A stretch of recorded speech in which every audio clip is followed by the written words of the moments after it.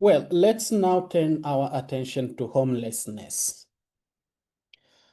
So, what comes to your mind when you think of homelessness? What do you think about this topic? How would you define homelessness? Hopefully, you are thinking of homelessness as a phenomenon which happens when a person does not have suitable accommodation alternatives and meets one or more of these criteria.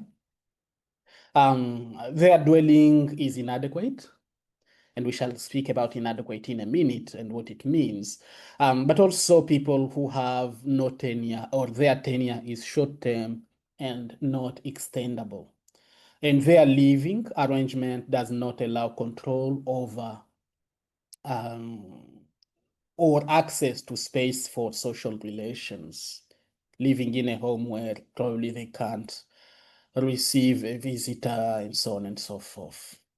So in any case, this definition is really much broader than simply sleeping on the street. So in a sense, it captures a range of insecure, unsafe, or unsuitable living conditions. But let's talk about inadequate as the first criteria. What would that mean? What would living in an inadequate housing or mean in that case? It simply tells really a dwelling that that's not appropriate for many reasons. Maybe it's overcrowded with insufficient space for the number of occupants. Physical condition of the building may be unsafe or substandard. The person may lack privacy or access to shared living spaces, such as living in a house where there is no kitchen or a house where there is no bathroom and stuff like that. So actually, when a person stays in short and non-renewable housing, such as a crisis accommodation, they are still considered homeless, even though they technically have a roof over their head. And this is because not only some of these conditions might not be well met in those kinds of housing, but at the same time, there is that psychological aspect of living in such an accommodation arrangement. So clearly, homelessness is such a broad concept, and it covers more people than those we see living on the street. So examples of homelessness, we can think of people sleeping in improvised dwellings, such as tents, outdoors, or even some people sleeping in their cars because that's the only option they can afford. Living in short-term supported or crisis accommodation, as we have started saying. We can also think of person living in boarding houses.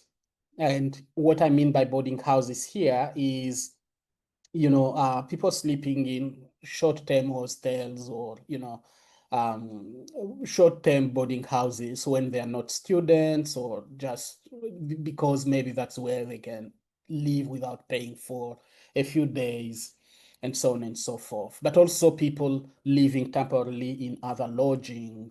Um, and here the question is the ability to pay for someone's renting. We can also think of people living in severely crowded dwellings. And again, we can think here of, asylum seeking people, refugees in specific conditions. So we might see these examples really playing out there. So homelessness is quite different from rooflessness. And I think from what I've explained on the previous slides, you can understand this quite easily. So it's not really same. Only about 7% of people experiencing homelessness in Australia are sleeping rough or without shelter. And again, this is clarifying how homelessness is different from rooflessness. So the majority of people live in temporary, inadequate, or insecure accommodation. And again, that's still really, really considered homelessness.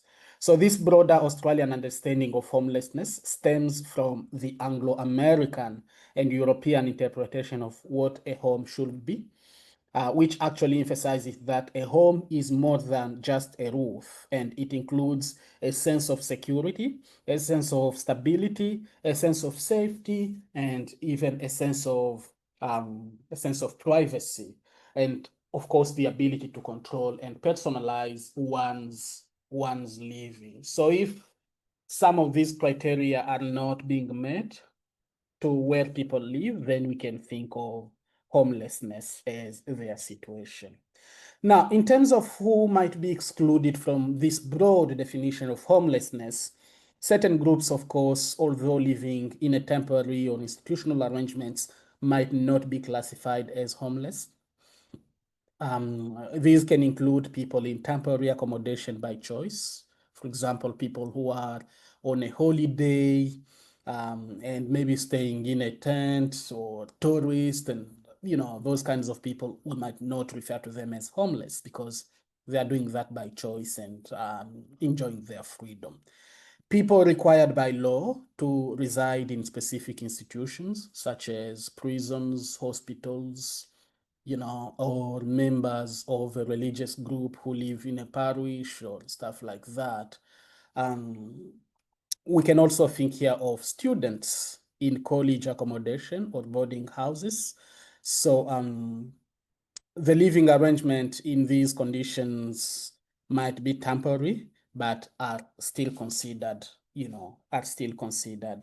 adequate for their living. And as such, these people cannot be referred to as homeless. Reasons for homelessness, we can think of many reasons, and I believe you will be adding more on the Padlets.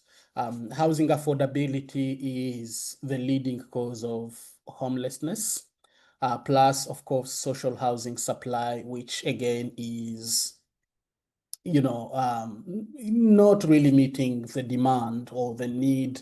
We have far less social housing than the people requiring those kind of housing arrangement, as we started saying. And of course, domestic and family violence tends to be another reason why people end up in homelessness and staying in crisis housing.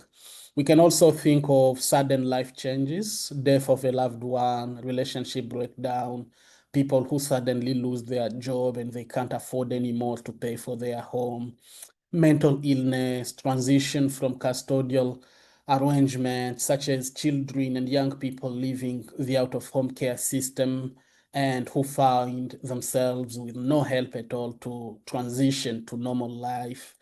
So this also tells us or gives us a broader picture of the people really experiencing homelessness. We can think here of those people who have experienced family or domestic violence, young people. We are thinking here of those living out of home care, children on care and protection orders, Aboriginal and Torres Strait Islander, unfortunately, keep being overrepresented in the statistics. People living health and social care arrangements, and of course, older Australians are kind of the key demographics really who are in these statistics. But we can think of other people at risk of homelessness, people with severe mental health conditions, and of course, people experiencing poverty and, all those other situations really get to lead people to homelessness. Thank you very much and enjoy the rest of your learning experience for this week.